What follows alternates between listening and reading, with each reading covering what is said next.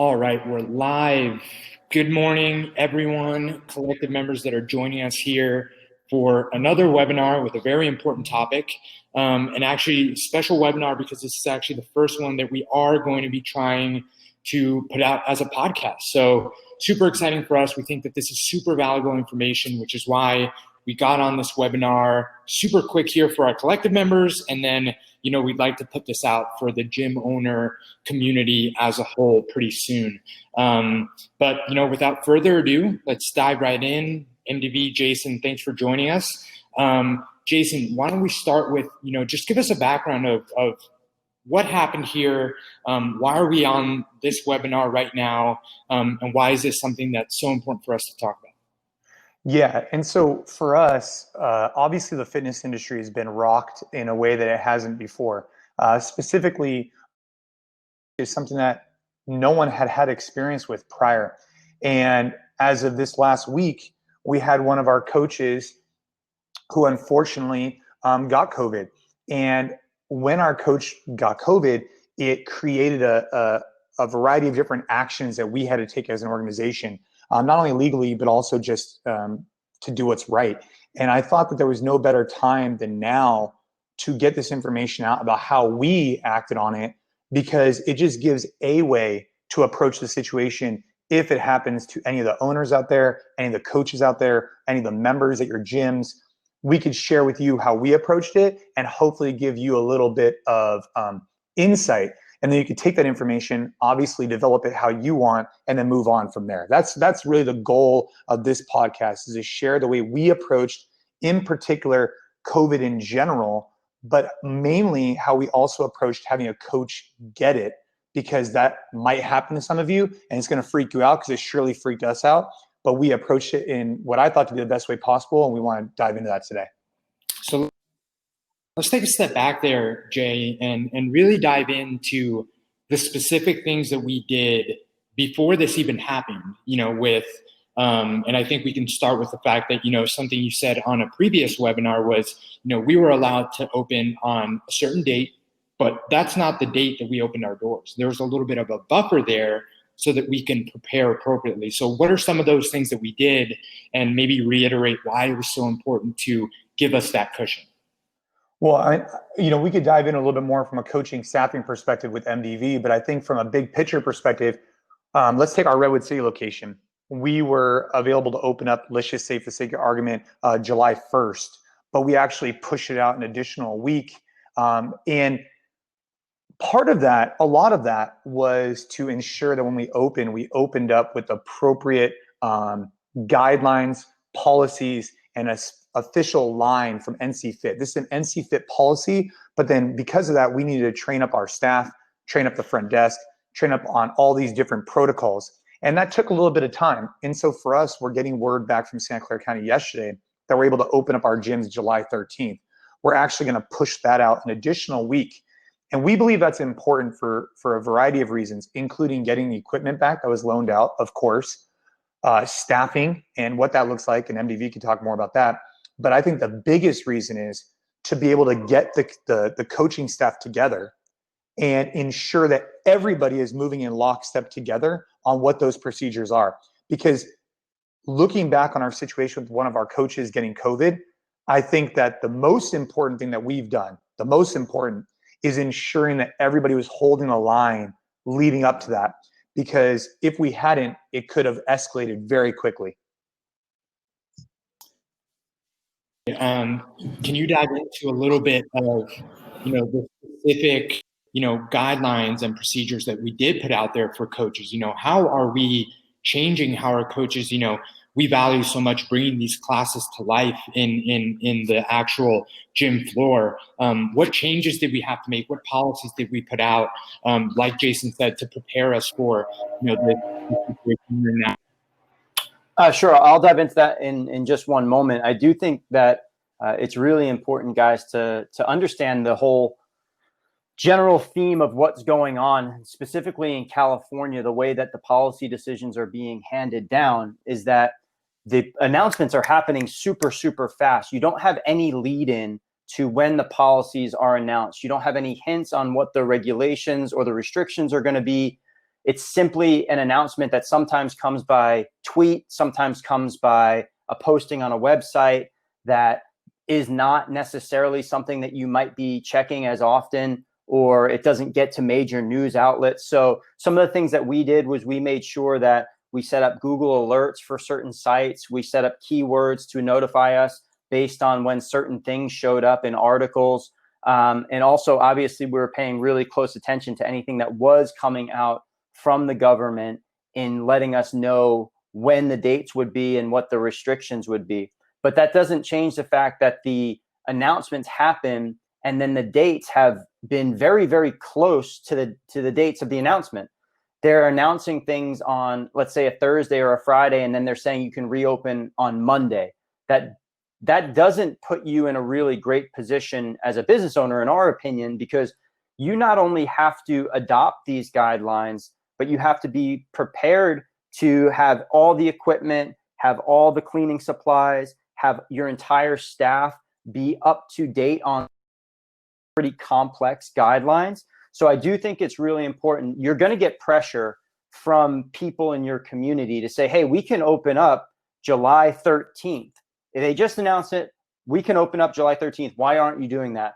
And it should really be, it's more responsible for you to look at the situation and go, hey, we need to really dive into these, digest these. We need to get the things, the equipment that we need to make sure these policies are adhered to, all in stock. We have to have that in stock so we can operate not only for one day, but many days after that. And then we have to train our team up on these guidelines because it's a very, very, very different landscape.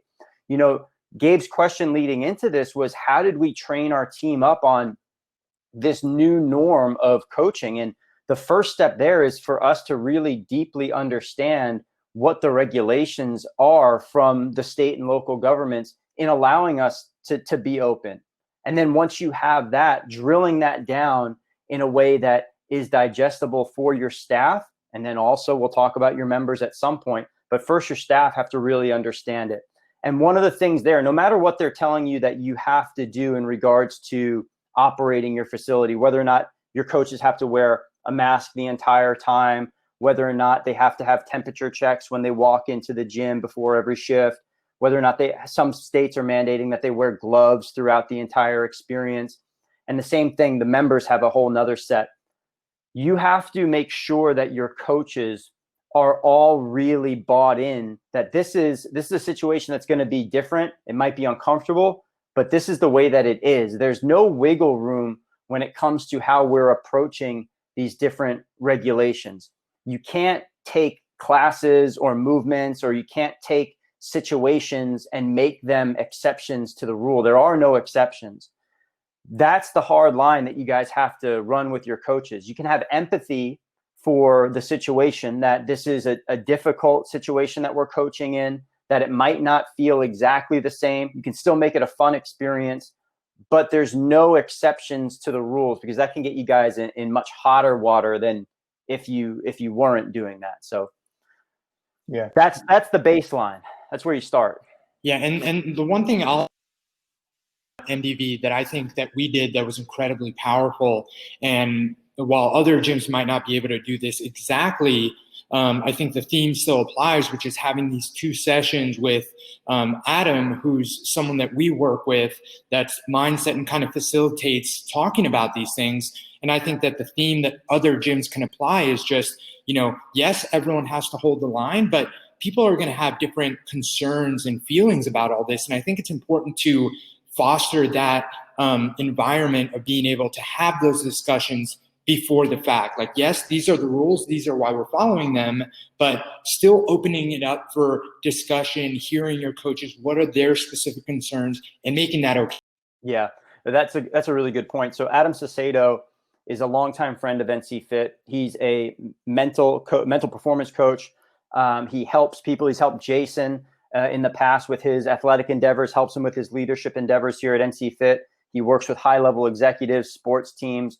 And what we did in concert with Adam, it was really part of a greater effort with everything that's going on right now, not only with COVID-19, but the social injustice and the social unrest that's kind of pervasive. We also have the lengthened furloughs for some employees, this long time that they've had off, quote unquote off.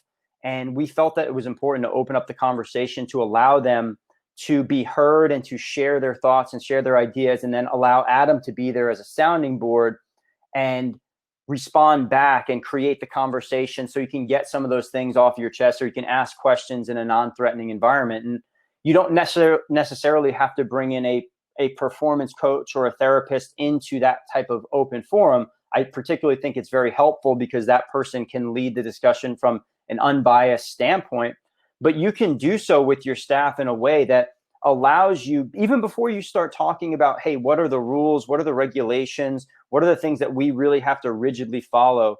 But if you haven't had a longer touch base with your team, if you haven't gotten them all together in a Zoom environment or an environment like this, and just open up the conversation, see how people are doing, check in with them. And then at the end of that meeting, you can follow up and say, hey, listen, we've got the announcement, obviously, that the state is letting us open up on this date.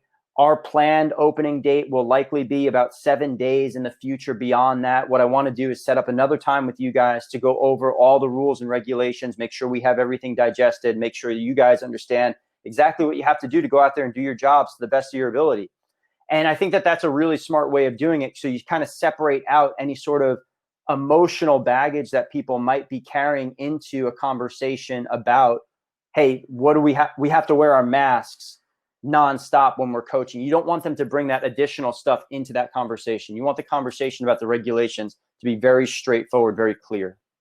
Yeah, and just to kind of shine light, I think for a lot of people who are having gyms right now and listening, some of this stuff is pretty self-explanatory. Okay, create grids, have some signage about what you're doing. Those are like pretty straightforward. Some of the other things team on, I think it's important, is that we paid our team members to be at these meetings. I think that's important. And we really focus on holding the line, but being empathetic to understanding that everybody's going to come in with a different position, but these are NCFIT's policies. It's just like if I go into a restaurant right now and I walk into that restaurant, I know the restaurant's policy is that I have to wear a mask to go into my place. It's not on the employee. The employee's job is to uphold that, and then also to again, hold the line. Because everybody's going to come in with such vastly different perspectives, but the company's position is this. I think that's important to note for all of your staff. And so what we did is step number one, employee self-screen, okay? So yesterday I was at one of our locations. I'm at another one of them now that's not open. But as soon as I walked in the door, I self-screened. I said, hey, I'm gonna go ahead and take, someone else took my temperature. So I made sure that my temperature was appropriate. Then they're saying to themselves, hey, their supervisor, they're going to stay at home if they feel the following symptoms, right? Fever, chills, cough, shortness of breath. You guys should all be familiar with what these are. But I think the first step is employee self-screening. And we went over all of that with our employees at a sit-down meeting. We also drafted this information and put it into a front desk handbook that's there. So it's tangible. It's then a meeting, which starts off with employee screening. From the employee screening, you then go into the face coverings, right? And we explain the why behind the face coverings, the fact that it's mandated for staff and it's mandated for members who come in until they get into their location. We then dove into this concept of checking in and what that process looks like. I think it's really important because I've watched it go down in person a number of times now. And a member comes in, there's a full process that everyone abides by, from staff to members. And the reason why I cannot stress this enough, and MDV was talking about the first step, maybe getting them together and talking about how they feel. The second step is getting them together and talking about the regulations and what does the flow look like. And holding that members accountable is so important, because when we had a coach who got COVID, we knew that the line was being held. And if the line was being held, we assumed there wouldn't be additional repercussions. Now, that's an assumption, but it's favorable because we went over everything.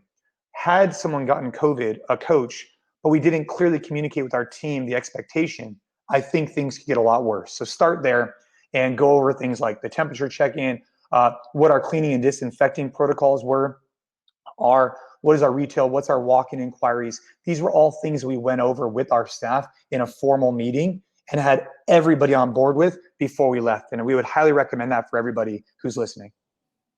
Something that Jason touched on there towards the end is, these things that are standards that are being put out by the government, guys, are not like kindas. You can't kinda wear your mask. You can't kinda disinfect after each individual use of equipment. What they're putting out there that are mandates in regards to how you have to operate your business in this new landscape. And if you're not following those, at best, it's negligent. And then at worst, it's wanton and reckless. And there's different standards in regards to those things. And everybody's probably cool if in the environment where you're like, oh yeah, we're not gonna wear our face coverings for this portion of the brief because of X, Y, or Z, or like, hey, I'm gonna make sure let's all just gather up together, whatever. It's all it's all hogwash.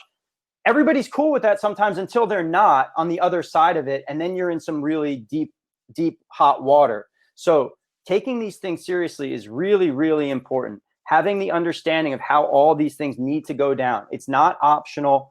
You need to go out and do these things. It's mandatory to run your business that way. And if you're intentionally disregarding them, you're really running a risk of putting yourself in some deeper hot water if something were to happen. And one thing that I wanted to point out too, just because I haven't already, in the chat section, a couple of CDC links that have been super useful in kind of guiding us in not only the actual things that we had in place beforehand, but what we're going to talk about now, which is the actions that we took after the fact, finding out a staff member actually got sick. So make sure you reference those, guys. You can grab those from the chat section here. And for collective members, we're going to include these in the collective corner as well. Jason, do you want to kind of start diving in now into what we actually did in response? Yeah, and one thing I wanted to add on to what MDV was saying is that in general, our members are being super understanding and super cool, right? Hey guys, we have a standard. We are just upholding the standard that's being given to us by the CDC. And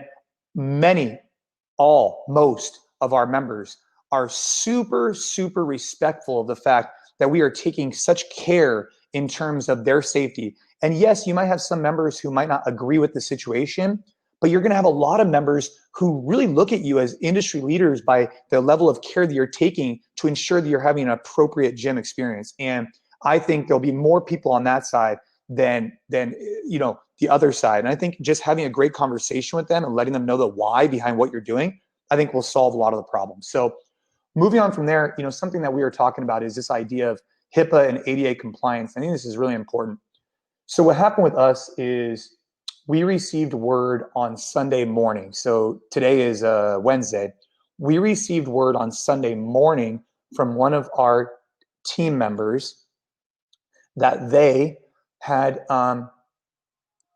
were tested positive for COVID. Okay, we received that information Sunday morning that they actually received a positive test. I think that's important to note. Is two things: the HIPAA and ADA compliance is that this is a employee. This employee was found positive, but it's not a he, she. It's nothing. We cannot validate to anybody who this person is. And I think that's important to note, is that there's a lot of rules and regulations about this. And so if this happens to you, please note to try and avoid things that pinpoint them for a variety of reasons, right? Not even just legal, whatever. It's also just because people feel probably uneasy with everybody knowing exactly who it was. Now, that being said, when we received this information on Sunday morning, it was extremely critical that we acted swiftly and we acted professionally with this notice.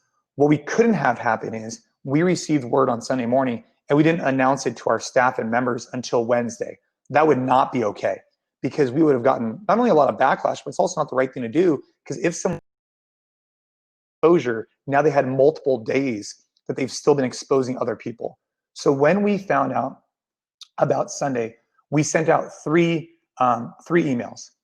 Email number one was to the staff that was on shift with this particular person, letting them know, hey, you may have been exposed, you may have came in close contact. And close contact is a really interesting term, and I think MDV and I could dive a little bit more into this, but if you read through the CDC, okay, close contact is when you're within 6 feet for 15 minutes or more. And so technically, we didn't feel like in our business that anybody was within close contact because we had created the policies and we were holding the line. And that line was social distancing, wearing a mask, etc. But we still feel like it was important to first, step number one, let our employees know, hey, this is what happened. You were on shift when this occurred. We're letting you know first. Step number two was letting all the employees know, hey, this is what happened. This is what occurred. This was the sequence of events. We're making you aware before we make the overall community aware. And then for the overall community, we drafted a really, what I thought to be well done email, which we're going to share on the collective corner that you guys potentially could use in the future. And MDV, before we get into that email, is there anything you want to add on like the employee side? I mean, we could dive in a lot more here. A couple of things. So this is, for us, it was not an if situation, you know, it's like a when situation. And I think changing your mindset about this and how you prepare for this will be helpful for you guys in dealing with what is going to probably happen in a lot of businesses. You're going to see people test positive, whether it's an employee, whether it's a member, and you are so much better off being prepared and knowing the actionable steps that you need to take when you get that notice. And the CDC has done a really great job, and Gabe's put those links up there, of giving you those steps that you need to take when you find out one of your customers or one of your employees has tested positive.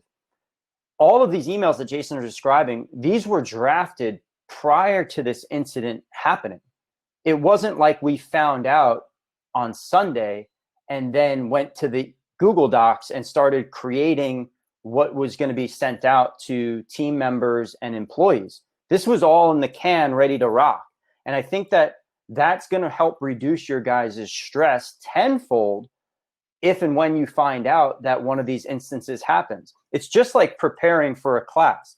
You prepare for everything that you know is probably going to happen. You have your class plan written out, all those contingencies, all your scaling options, so that if the curveball does come your way, you're ready to hit it right away as opposed to being on your heels. So I think that that's really important.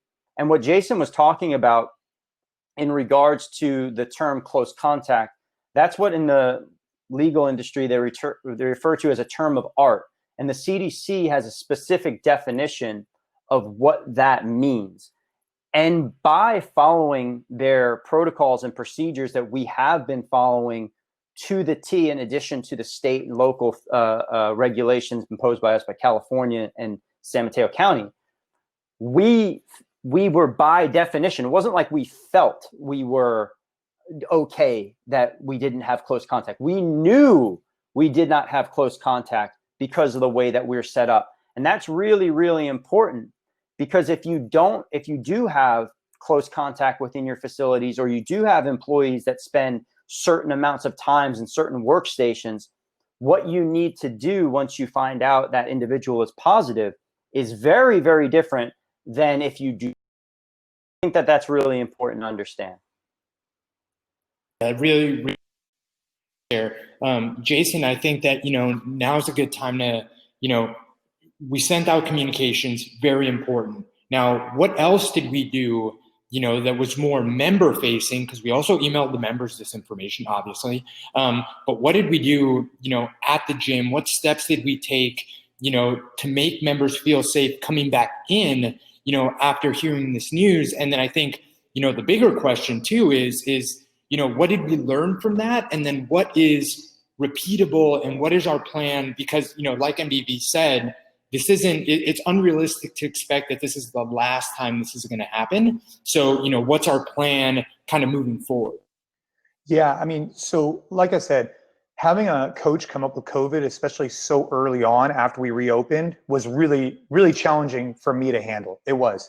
And what I had to realize personally was that, if 70, 80% of the population, let's just say, will get COVID, we had to be okay to know that this will probably occur again. However, this was the first time. And because it was the first time, we wanted to set the expectation with our members that we're not playing around, okay? We're taking this super seriously. And so the way that we reacted to this singular time may be different than the way we react in the future. And I think that's important to note. So with this particular situation, what we did, especially because of the day that it fell on and how it worked, we wrote a email to our members who are active currently. And we're going to be sharing this on the Collective Corner, but I think it's really important to share with you. I'm ready to inform you that a member of our coaching team at Redwood City has tested positive for COVID-19. Our Redwood City gym will be closed on Monday, July 6th. During the closure, professional deep cleaning in accordance with CDC guidelines will occur. So let's pause there for a second. In this particular situation, we chose to close the gym. We chose to close the gym for a variety of reasons. One of them, letting our members know how seriously we take their safety, and also letting our staff know that, hey, we're taking time to get all of our ducks in a row and then move forward. And part of that was because we got the news on Sunday, we didn't have much time to act. And so by closing the gym, having it professionally cleaned, it gave us a little bit of time to kind of sit back in our chair, recognize, are we making the right adjustments, and ensuring that we have the safety of our coaches and our staff and our members in mind. Moving forward, I don't think we will be shutting down the gym. We chose to do that an additional layer, but it cost us quite a bit of money. So it was $2,000 to get the location deep clean. From a sustainability perspective, I don't think that will occur on a reoccurring basis because of the cost and because of shutting down the location. I think as long as we stay within the guidelines of the CDC, we could have it cleaned thoroughly and still be within the CDC guidelines. There's a variety of things you should dive into. You should go to the different links that we're sharing so you could be better informed. But we didn't have to shut down a location. We chose to shut down a location. And moving forward, I think we will not be doing that anymore. And one thing that I quickly wanted to kind of interject with some housekeeping is if you do have questions, guys, make sure you add them to the questions tab. We're going to reserve 15, 20 minutes after we're done kind of hitting a couple points to answer these questions. So make sure you get those in there. I am seeing them. But yeah, Jay, really good point on the steps that we took and kind of what the plan is moving forward. I think that that's a good segue, MDV, into talking about, this other, incident that happened before all this, as part of kind of like holding the line and these new guidelines, and just kind of talking about, what happened there, how we dealt with it. And again, stressing the importance of constantly reiterating the importance of these guidelines moving forward, because it is something that is very, very new for even the most experienced coaches. Hey, MDV, just real quickly before you dive into that, which I think is really important, I just wanted to shine one more light on the email that we sent out to our members that I think is important, is that we noted the infected employee was on site these days and these times, and we explained our current protocols, and we then finally noted employees that have been in close contact with the infected employee have been notified. If they were in fact in close contact, they'll be required to remain out of the gym for at least 14 days since their last contact with the infected employee. Per the CDC, close contact is defined as being within 6 feet of the infected employee for a prolonged period of time, 15 minutes or more. So the two notes I just want to make on that before MDV dives into the coaching side is that we acknowledged to our members when that employee was at the locations, that they were aware of it. We then explained how we were taking appropriate protocols before that person even came into the gym or took the floor. And then we explained that employees who were in close contact were not going to be coming into the gym to ensure people felt safe coming back into the gym. So I just wanted to add those additional layers.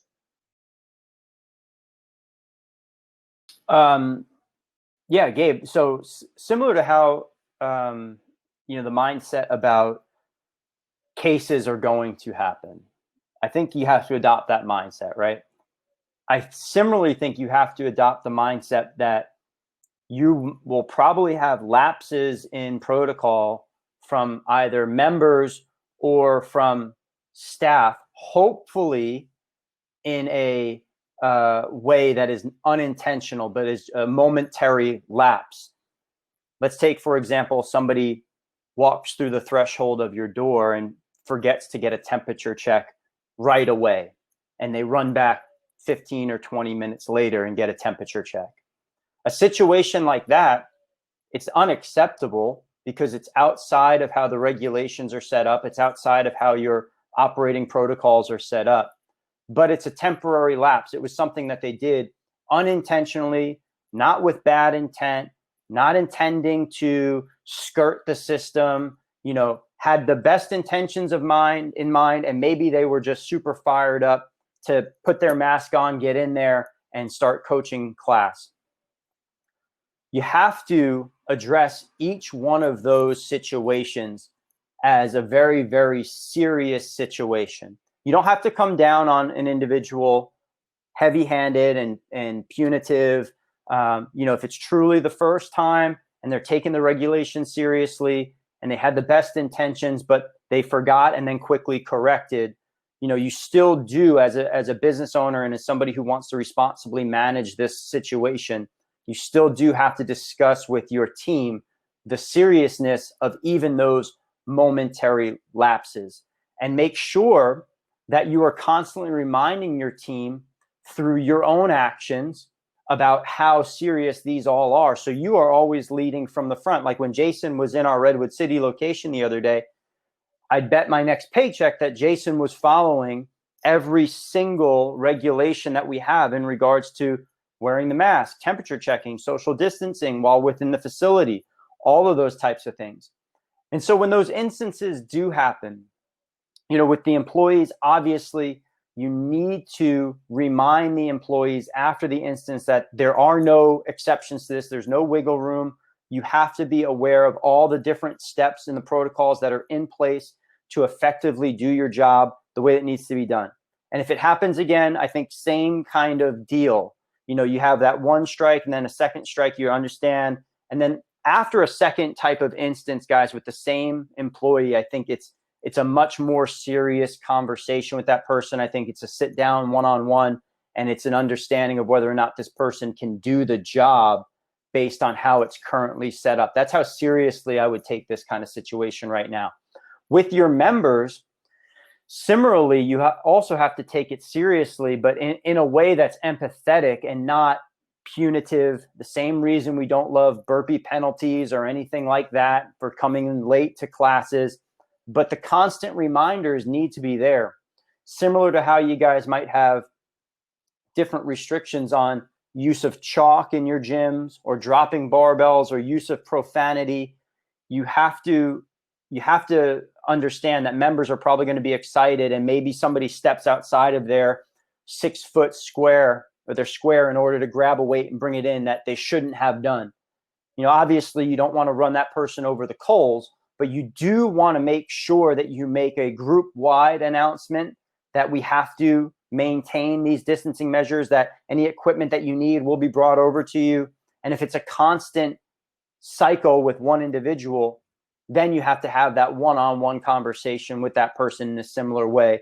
And if there's any sort of really hard pushback, I think at that point, or disregard for the rules or what the coaches are saying, then you can talk about the next steps that you might have to take with that individual if training in this environment is not the right option for them right now. Very, very luckily, like Jason said, we haven't had to deal with that kind of stuff. Our members have been super responsive, super respectful. They're happy to be back in the gym. And the gym is as clean and as strict as it's ever been with every single regulation. The team's doing a fantastic job. And I think that comes to the preparation that went in and the communication to those different groups. The new norm, and it needs to be, you know, anything you want to add on that side, you know, staff and members and holding the line? Yeah, I think it's one of those slippery slopes, and it's you want to be, but everybody comes to it with a different situation. I think it's really important that we don't allow any exceptions to the rule. There's no exception. This is the rule. There's no exceptions, because what happens is you get an exception here, an exception here. All of a sudden it starts trending this way. And the way you feel and the way I feel are going to be different than the way other people feel. For example, you know, we've had a situation where, you know, someone sees maybe someone doesn't feel comfortable because maybe another athlete gets too close to them, and they might end up leaving the gym and not coming back because we don't know what that person is going through, for example, right? we don't know that maybe they have someone who's super high risk at home. They're barely on the edge of coming in or not because they don't quite know. They're trying to gauge what their comfort level is. And all of a sudden we might do one little trigger them to not feel comfortable. But had we not done that, had we held the line and been very specific, you might have earned that person's comfort. And I think that's really important, is to, from a business perspective, I'd rather err on this caution and be overly consistent with what we're doing, because everybody comes in with a different background, different perspective on things. And I think it's our job as coaches and owners to ensure that they feel safe. And because sometimes it can be really difficult for them to say something, right? Someone comes over, they might not feel comfortable, but they don't also want to say something. So I think as a team, if we could find a way to be super compassionate, but also hold a line, that's the secret for us, at least moving forward. And Jason, that actually, MDV. Yeah, there's a couple of really great questions over there. I'm sure that you're aware of them, but I think both Bob and Richard have some good thoughts. Yeah, so I think that Jason kind of started answering Richard's question here. So I think that we'll tackle that one first. And it's, to what degree do you guys see the regulations very much as a starting point, and then you're layering additional protocols to mitigate risk from there and instill confidence? Is it a regulations plus model, or are we just taking the regulations, by the book, holding the line with that? Maybe Jason, you want to take that first? Yeah, I'd say that we're holding the line on the regulations as they're being set for us. I think that from day one, from our closures to our reopening, we've used state and local guidelines as our kind of moving forward approach. And so, yes, we are using the CDC, and then from that particular position, we're just holding the line on it. One thing that I'll add to that, Jay, is that, I do think that in regards to how we're communicating, the standards that we hold, the way that we are addressing our team, the things that we might have done with Adam Sacedo, the mental performance coach, those go above and beyond. And that we feel it's really important to do those types of things, not just to send out one email with the regulations, but do so in a really thoughtful manner, in a manner that's understandable, digestible for the different groups that we're sending it out to. And if you are looking at like a regulations plus model, I don't necessarily think that there's anything wrong with that. Understand the regulations, implement them, do everything that you are mandated to do. But as a business owner, it's your responsibility that if you're going to put a plus on anything, that it's financially and from a personnel perspective, that those things are repeatable for you over and over and over again. And that's one of the reasons why, when we had our team call on Sunday with some of the ideas that we might have implemented, that we just went back to the guidelines. We looked at how we were following the rules and regulations. We looked at how that impacted the decision tree on which way to go based on the CDC. And, it might be tempting to say things like, hey, anybody who was in contact with this person, not close contact, but contact, like you just around that person in the general vicinity more than 6 feet plus, why don't you stay home for 14 days and see how you feel?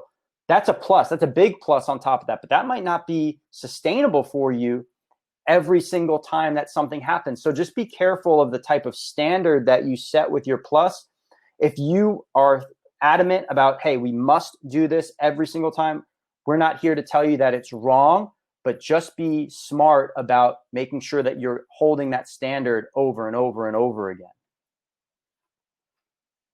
And Jason, if you didn't want to add anything there, I think Bob does have another really good question, and it's considered special times for members that are high risk. Is that something that we've thought of? I mean, Bob, I think that's a really good question. I wouldn't say it's something that we've really discussed at length. It's something we've talked about. But I would say that our response to that would be that we believe that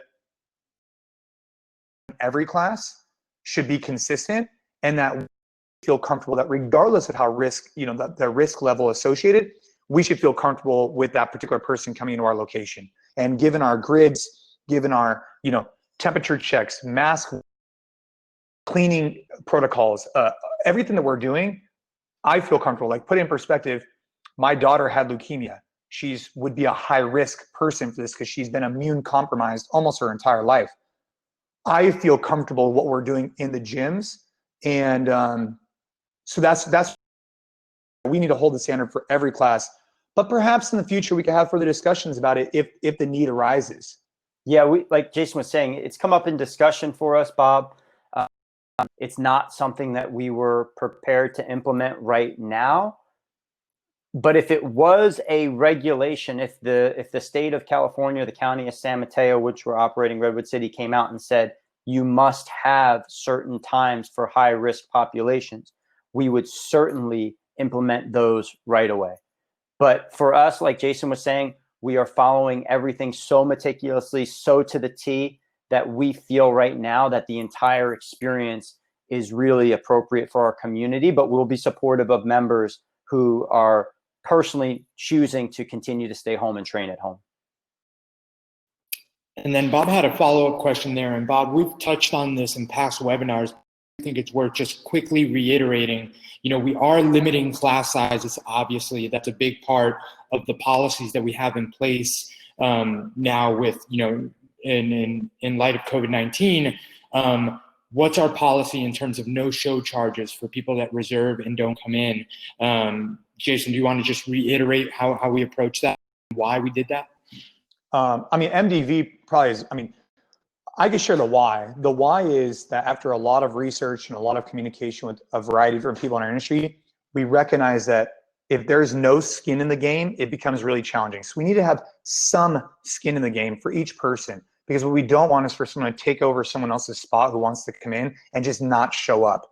And we need to be careful of someone else just reserving every single class and then, again, not coming to those. But from a fee perspective and an execution perspective, MDV, where do we end up, and why do we end up on what we ended up at? Yeah, we ended up with a nominal fee for missed classes or missed reservations. And I think it's more so, it's like we're not punishing people for not showing up for their reservation. We're not charging them the cost of the class, versus where some other people in the industry might be. We're doing exactly what Jason just said. We're making sure that when people are putting in these reservations, that they're doing so with the best intentions of being there, because we know that we have people right now that want to take that spot.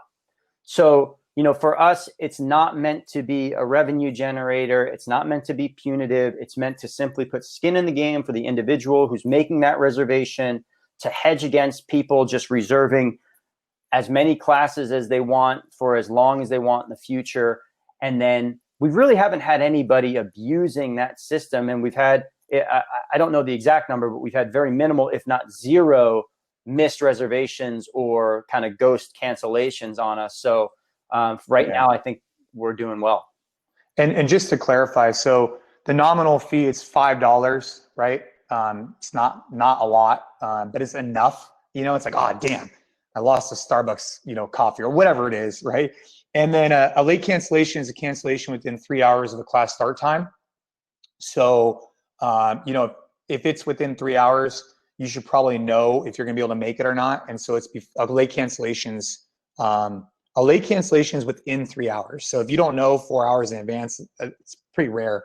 And then a reservation's open 72 hours in advance of the class. And so the reason why we kind of set that up is that if you open it up like a week in advance, people will take the whole week.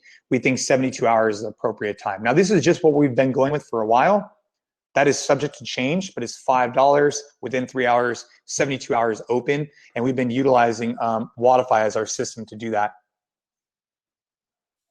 Have any more questions? But again, obviously, guys, as with anything, if other questions come up regarding this topic, a very quickly evolving situation and, circumstances that we might not even be able to think of now might come up down the line. So make sure the Facebook group email in.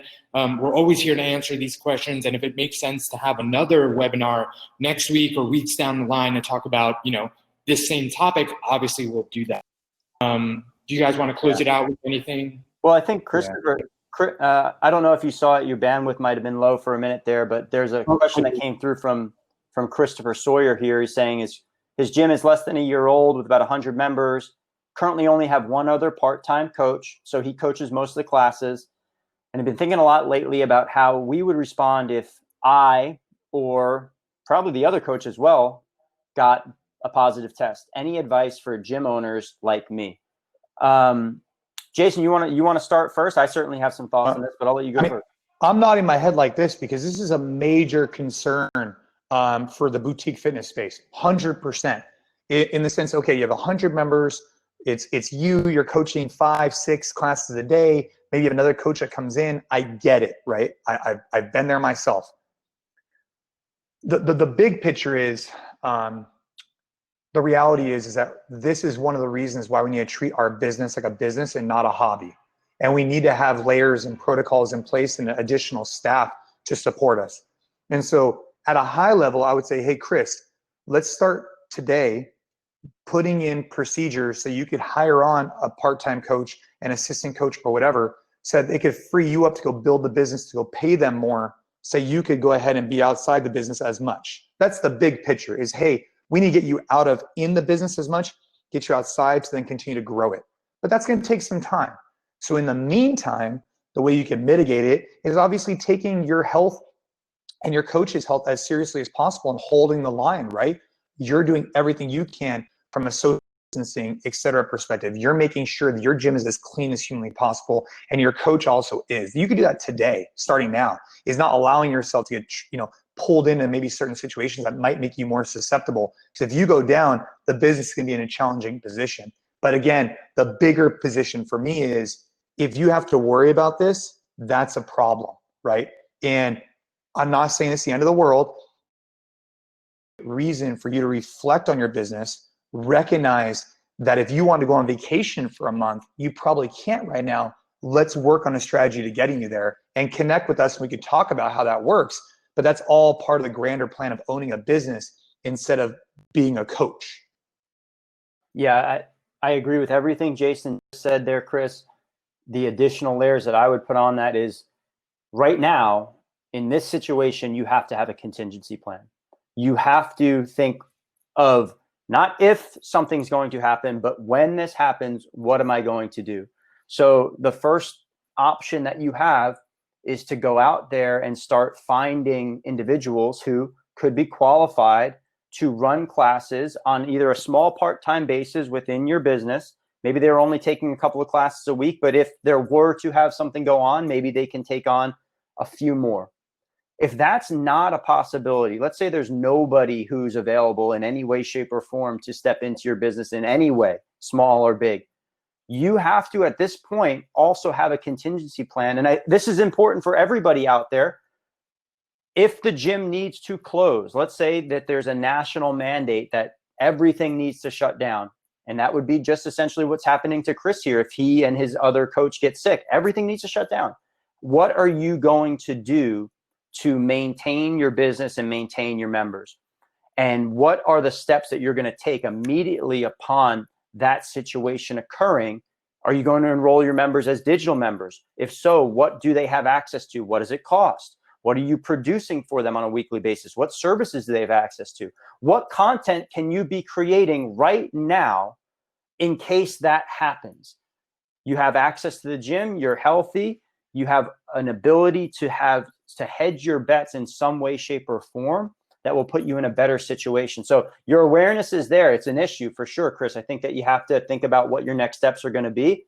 Put the pen to paper, get your plan going about what's going to happen if that becomes a reality. Awesome. Glad you guys caught that question. I didn't see it there, but unless you want to wrap it up with anything specific, I think this has been super useful. I'm excited for more people to get to listen to this. And again, any questions, shoot them our way. Any kind of closing remarks, Jay, MDV? I would just say for Javier, he's asking, are we allowing class pass or drop-ins? At our locations, we are not allowing class pass or drop-ins. However, we are taking on new members. And so if you want to become a new member, we welcome you with open arms, and you would, abide by the exact same rules that any other member would. But having someone come in and just drop in for a class, we're not doing that. And it's really, that might change in the future. But for now, it's a way that we could educate every new member on, hey, this is NCFIT. These are our protocols. This is what you're signing up for. And if you're on board, heck yeah, let's get you in. But when you're just in a drop-in phase, I don't know if we'd be able to educate them as well that way. And so we're currently not doing class pass or drop-ins. Again, that might change in the future, but we are taking on new members. Just some words of encouragement for everybody. This is super challenging. Nobody's saying that it's not challenging. And I think that you guys have all made tremendous strides in being dynamic in your business, making the pivots that you needed to through probably a first closure or different layers of regulations, and now new steps forward in what's going on right now. But rest assured that no matter what happens, health and fitness are at the top of people's minds right now, guys. It's like the number one thing that people are thinking about except not how to get this virus is how to stay healthy and how to stay fit. So there's opportunity out there for you guys. There's opportunity out there for us, NCFIT Collective members, NCFIT partners. We're going to be here. We're going to keep bringing you guys as much value as we can. And in turn, that's what we want you guys to do. Go out there, bring value to your members, be dynamic, create opportunities, and have a hell of a lot of fun doing it with a mask on if you need to. I can't think of a better way to wrap that up. Mike, so much for joining. MDVJ, thank you for the webinar podcast here. We'll catch you guys next time. Awesome. All right. Thank you, everybody.